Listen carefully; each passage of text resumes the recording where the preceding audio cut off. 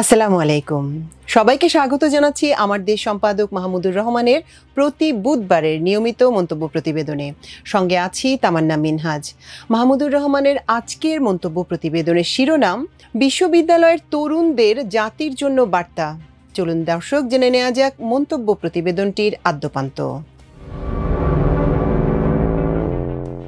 বাংলাদেশের সুশীলরা সব হাহাকার করে সমস্বরে বলছেন বাংলাদেশ গেছে, এই পোড়া দেশে আর থাকা যাবে না। এটা তাদের কল্পনারও অতীত ছিল যে ঢাকা বিশ্ববিদ্যালয়ের ছাত্র সংসদ নির্বাচনে ছাত্র শিবির সমর্থিত প্যানেল ভিপি এবং জিএস সহ ২৮টি পদের মধ্যে ২৩টিতে বিপুল ভোটের ব্যবধানে জিততে পারে। শুধু তাই নয়, সবাইকে অবাক করে দিয়ে বিশ্ববিদ্যালয়ের ১৩টি হলের মধ্যে ভিপি পদে ১০টি এবং জিএস পদে ৯টি হলেও শিবির জয়লাভ করেছে।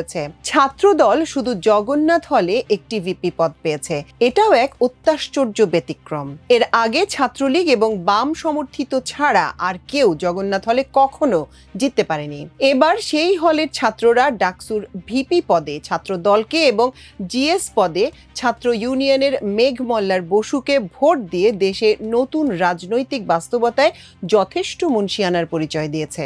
ভোটের এ ধরনের কৌশলগত প্রয়োগ জগন্নাথ হলের ছাত্ররা কি নিজেদের বুদ্ধিতে করেছে নাকি সীমান্তের ওপার থেকে নির্দেশিত হয়ে করেছে সেটা আমার জানা নেই। হল এবং ডাকসু মিলিয়ে সার্বিক ফলাফলের বিবেচনায় শিবির প্রশ্নাতীতভাবে প্রথম, বাকছাস দ্বিতীয় এবং ছাত্রদল তৃতীয় স্থান লাভ করেছে।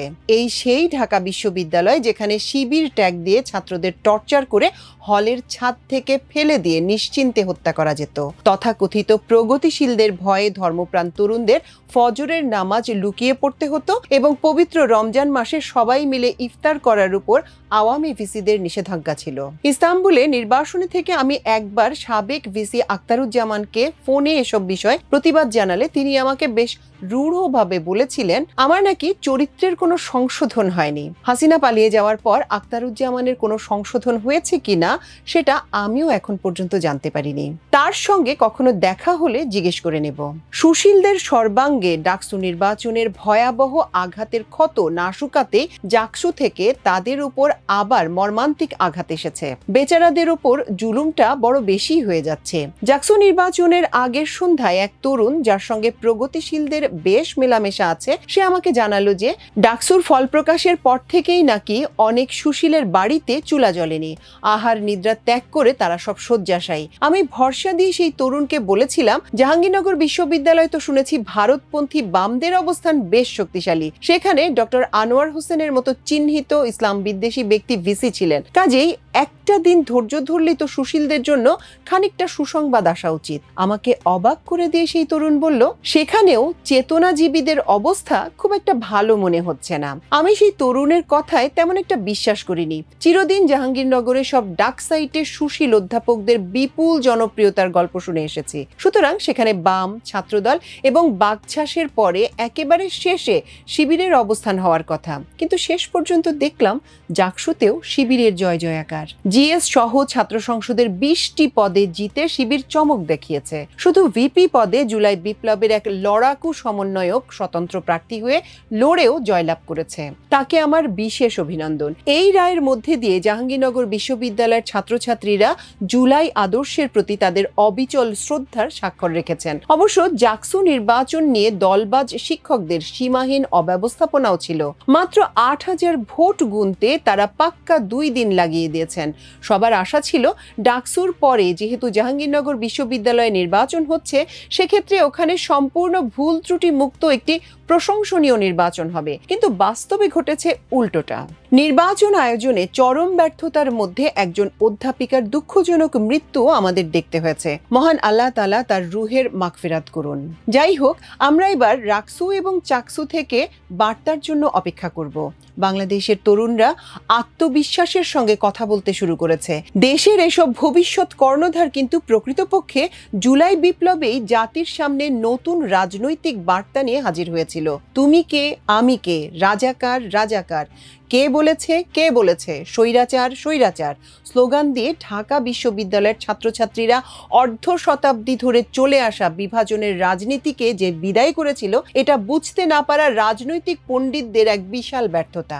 বালিতে মাথা গুঁজে থাকা মহাজ্ঞানী সুশীল সমাজ এবং দেশের বড় বড় দলের নীতি নির্ধারকরা তরুণদের ভাষা বুঝতে না পেরে এখন গভীর গাড্ডায় পড়েছেন। বিশেষ করে বিদ্যমান পরিস্থিতিতে আগামী সম্ভাব্য সরকারি দল বিএনপির জন্য কার্যকর রাজনৈতিক বয়ান নির্মাণ সবচেয়ে বড় চ্যালেঞ্জ হয়ে দাঁড়িয়েছে। অনেক রাজনৈতিক বিশ্লেষক বলছেন, গত বছর 5 আগস্টের পর থেকে বিএনপি সচেতনভাবে আওয়ামী লীগের ভোট ব্যাংক করায়ত্ত করার লক্ষ্যে বাঙালি জাতীয়তাবাদকে ব্যবহার করতে চেয়েছে।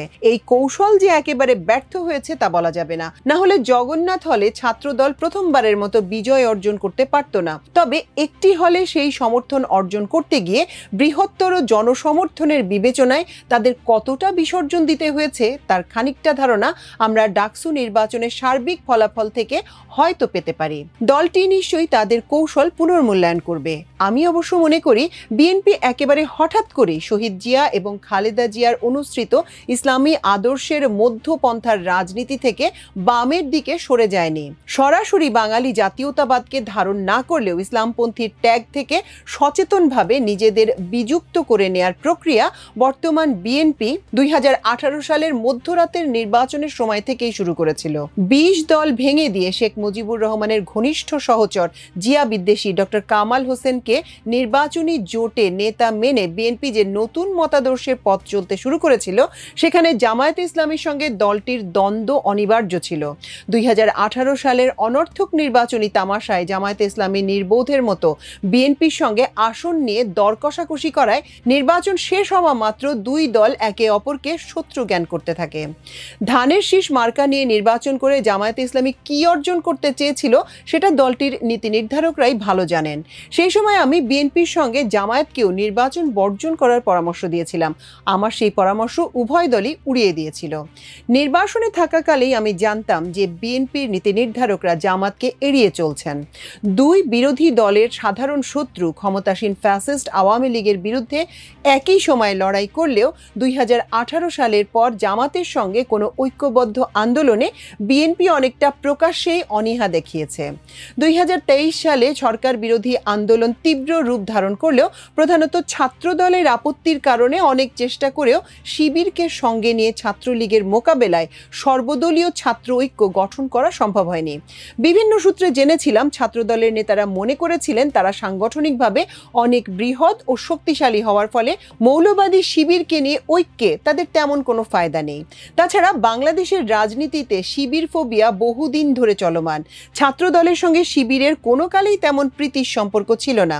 2010 সালে তৎকালীন হাসিনা সরকার বিভিন্ন বিশ্ববিদ্যালয়ে যখন ঘোষণা দিয়ে শিবির নিধন কর্মসূচি চালাচ্ছিল, সেই সময় আমি ওরা মানুষ নয় ওরা শিবির শিরোনামে মন্তব্য প্রতিবেদন লিখেছিলাম। দলটির বর্তমানের তরুণ ছাত্র নেতৃত্ব সেই সময় হয় বালক অথবা কিশোর ছিল। তাদের মধ্যে অনেকেরই হয়তো লেখাটি পড়ার সুযোগ হয়নি। প্রাসঙ্গিক বিবেচনায় সেই লেখাটির একটি অংশ এখানে উদ্ধৃত করছি। স্বরাষ্ট্রমন্ত্রীর শিবির উৎখাতের ঘোষণা সংবিধান পরিপন্থী ও ফ্যাসিবাদী রাষ্ট্র ব্যবস্থার জ্বলন্ত প্রমাণ। রাষ্ট্রযন্ত্রের এ জাতীয় কর্মকাণ্ডের বিরুদ্ধে যাওয়ার সুযোগ থাকলেও স্বাধীন আদালতে ন্যায় বিচার কতটা পাওয়া যায় তার অতি সাম্প্রতিক বিরূপ অভিজ্ঞতা আমারই হয়েছে। সে সম্পর্কে গতকালের আমার দেশ পত্রিকায় একটি সংবাদে প্রকাশিত হয়েছে। সংবিধান, আইন ও আদালতের কোনো তোয়াক্কা বর্তমান সরকার যে করে না তা স্বরাষ্ট্রমন্ত্রীর আরও একটি বক্তব্যে প্রমাণিত হয়েছে।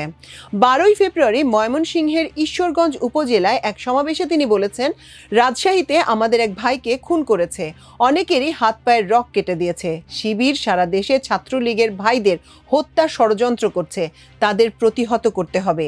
স্বাধীনতা বিরোধী জামায়াত শিবিরকে আর ছাড় দেয়া হবে না, তাদের খুঁজে বের করে কঠোর শাস্তির নির্দেশ দেওয়া হয়েছে।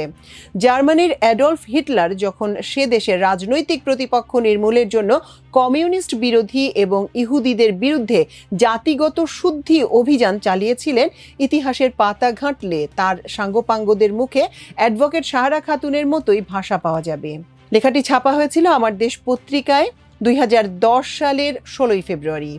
এর কয়েক মাসের মধ্যেই জামায়াতে ইসলামের নেতাদের গ্রেপ্তার করে তথাকথিত আন্তর্জাতিক ট্রাইব্যুনাল গঠন করা হয়েছিল। সেই সাহারা খাতুন আজ আর ইহজগতে নেই। তার দানব নেত্রী দিল্লিতে প্রভুর কাছে পালিয়েছেন এবং ফ্যাসিবাদ মুক্ত বাংলাদেশে শিবির ডাকসু নির্বাচনে একচ্ছত্র বিজয় লাভ করেছে। এটাই বোধহয় ইতিহাসের অমোঘ বিচার। বাংলাদেশের দুই প্রধান বিশ্ববিদ্যালয়ের তরুণ ছাত্রছাত্রীরা ফ্যাসিবাদ এবং ভারতীয় আধিপত্যের বিরুদ্ধে তাদের পরিষ্কার বার্তা জানিয়ে দিয়েছে। অতি ব্যবহারে জীর্ণ মুক্তিযুদ্ধের চেতনার বয়ান তারা বিপুল সংখ্যাধিক্যে প্রত্যাখ্যান করেছে। এই বয়ান ব্যবহার করেই দিল্লি বাংলাদেশকে এক অঘোষিত উপনিবেশে পরিণত করেছিল এবং পুতুল সরকারের মাধ্যমে বাংলাদেশের জনগণের উপর অমানবিক নিপীড়ন চালিয়েছিল। সেই দিল্লি থেকে শেখ হাসিনা ভারতীয় ডিপ স্টেটের সহায়তাক্রমে এখনও যাবতীয় বাংলাদেশ বিরোধী অপতৎপরতা অব্যাহত রেখেছেন। এমতাবস্থায় যে কোনো রাজনৈতিক দল কিংবা গোষ্ঠী বিশ্ববিদ্যালয়ের আজকের তরুণদের শেখ হাসিনার বয়ান ব্যবহার করে আকৃষ্ট করতে চাইলে তাতে সফল হওয়া কঠিন। রাজনৈতিক বয়ানে নতুনত্ব লাগবে। বিশ্ববিদ্যালয়গুলোর ছাত্র সংসদ নির্বাচনের ফলাফল জাতীয় নির্বাচনে আদৌ কোনো প্রভাব ফেলবে কিনা এ নিয়ে রাজনৈতিক বিশ্লেষকদের মধ্যে যথেষ্ট মতবিরোধ রয়েছে। আমি মনে করি এ বিষয়ে মন্তব্য করার জন্য আমাদের আরও কিছুদিন জনমত পর্যবেক্ষণ করা উচিত। আমার প্রত্যাশা, আওয়ামী ফ্যাসিবাদ এবং ভারতীয় আধিপত্যকে প্রতিরোধ করার প্রশ্নে জুলাই বিপ্লবে অংশগ্রহণকারী সব রাজনৈতিক দলের মধ্যে ঐক্য প্রতিষ্ঠিত হবে। অন্তত এই দুটি বিষয়ে তারা কোনো আপোষ করবে না। তাদের প্রতি আমার আহ্বান থাকবে যে ক্ষমতার জন্য প্রতিদ্বন্দ্বিতা করতে গিয়ে এমন তিক্ত রেষারেষি তৈরি করবেন না যাতে কোনো ভারতীয় সেবাদাস অথবা ফ্যাসিস্ট শক্তির রাজনীতিতে প্রত্যাবর্তনের সুযোগ সৃষ্টি হয়। যারাই মহান জুলাই বিপ্লবের বৃহত্তর ঐক্য এবং জাতীয়তাবাদী আদর্শের বিরুদ্ধে অবস্থান নেবেন, আত্মপরিচয় বলিয়ান বাংলাদেশের জেগে ওঠা তরুণরা তাদের প্রতিহত করবে বলেই আমি বিশ্বাস করি। ডাকসু এবং জাকসুর বার্তা আমার সেই বিশ্বাসকেই দৃঢ়তর করেছে। দর্শক, আমার দেশ সম্পাদক মাহমুদুর রহমানের প্রতি বুধবারের নিয়মিত মন্তব্য প্রতিবেদনের এই ছিল আজকের কিস্তি। আগামী সপ্তাহে ইনশাল্লাহ আরেকটি আয়োজন নিয়ে আপনাদের সামনে হাজির হব। সেই পর্যন্ত আল্লাহ আপনাদের সবাইকে ভালো রাখুন, সুস্থ রাখুন, সমৃদ্ধ রাখুন। এতক্ষণ সঙ্গে থাকার জন্য অশেষ কৃতজ্ঞতা। আল্লাহ হাফেজ।